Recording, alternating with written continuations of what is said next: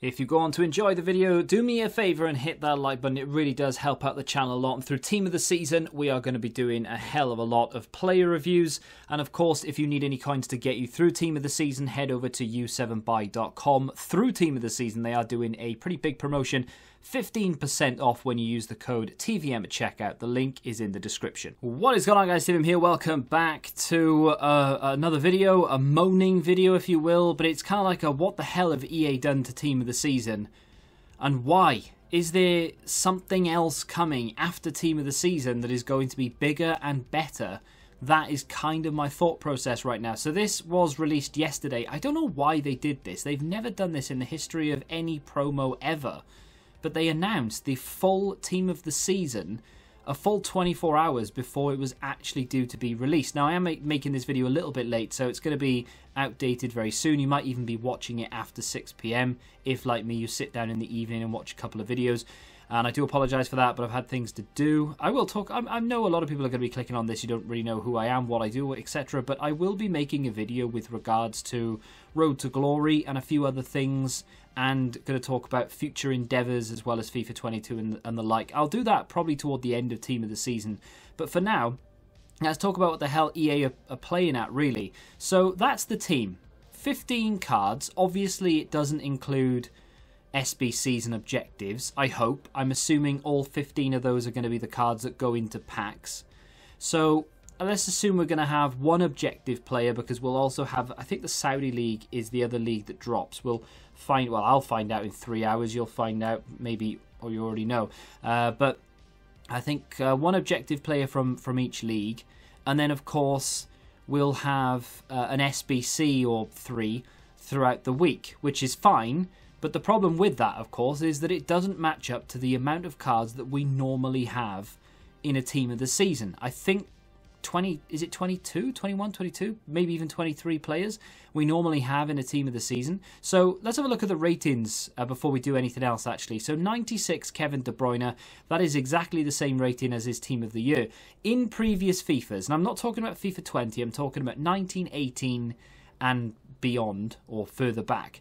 The Team of the Year cards always used to trump the Team of the Season. I think FIFA 19 was the same. I might be wrong in saying that. But the Team of the Year cards always used to trump the Team of the Season cards. They were always better. So, for example, Kevin De Bruyne in FIFA 17, for example, if he had a Team of the Year that was 96 rated, his Team of the Season would be 95. It's the way they've always done it. However, last year, they changed slightly. So last year, they made it so that the Team of the Season cards were better than the Team of the Year cards, which I think makes, I mean, it doesn't make sense, but it does make sense. For when they release them in the year, it does make sense. So in real life, you'd imagine a Team of the Year player would be better than a Team of the Season player, because it's for the whole calendar year, not just that one particular season. However, in FIFA, because they release Team of the Year first, the Team of the Season players need to be better, really. So with that, it was a good change. However, they've kind of regressed slightly, and now Kevin De Bruyne is more defense-minded, a little bit more physical, but doesn't have as good shooting and pace and dribbling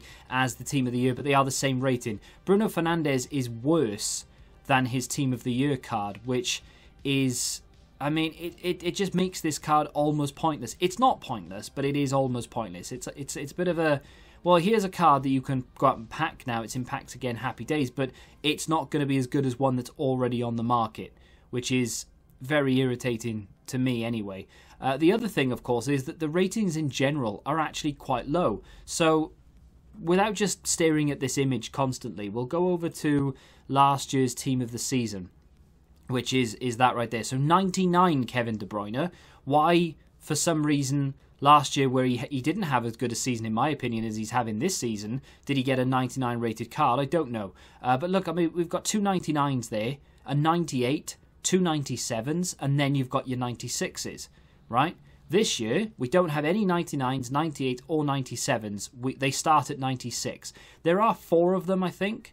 We'll go back in a second. But you'll notice that the majority of those players don't match up to the ones that have it again this year. So, for example, Heung-min Son, 95 rated. This year, 94 rated. Jamie Vardy last year, 95. This year, 94.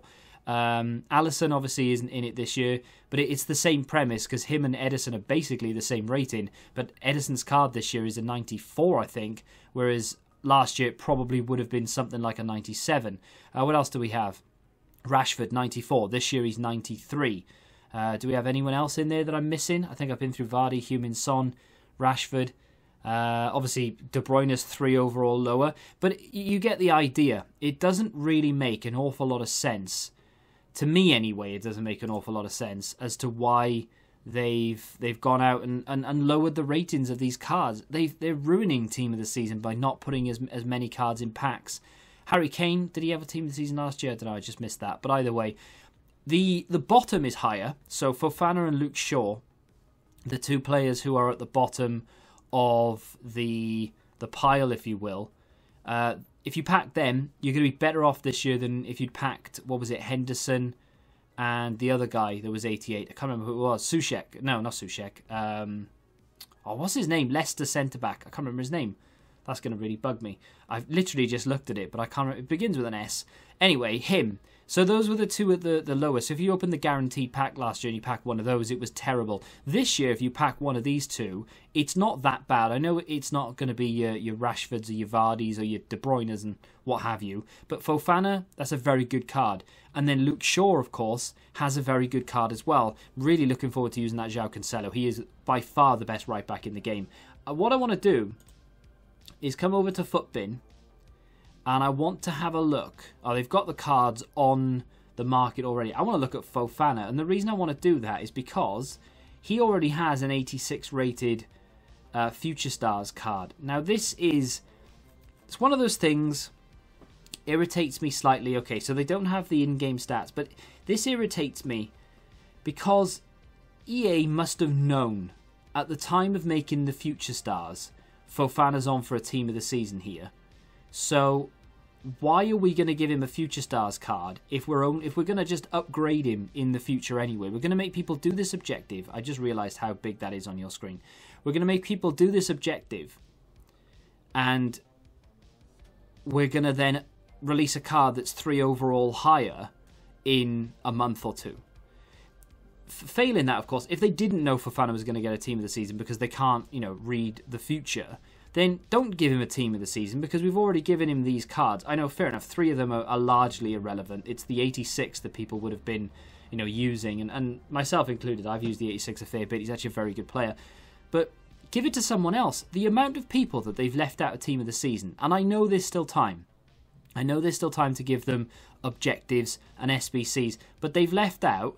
What do we have? Let me go back to the Team of the Season altogether. Let's make it a little bit bigger for you so you can see in detail. But defenders that they've left out, right? They've left out Target. They've left out Stones, which is a big one that they could have put in, a very high-rated player. They've left out Ayling, and they've left out Cresswell of West Ham as well. Which, okay, like I said, they could easily pop up as objectives and SBCs. Dallas has missed out. Prowse, Maddison. And those are just sort of midfielders and defenders. You've got the likes of James, Lingard, Ollie Watkins, Calvert-Lewin. Bamford needs to be there. If Bamford's not in an objective or an SBC, then EA need to wake up because they just don't watch football. Neto of Wolves deserves something. Højbjerg could have been in there. Rodri, Jack Grealish. I mean, Jack Grealish has had an absolute stormer of a season. He is the third highest rated player in the league this season, and he's not in the team that's in packs.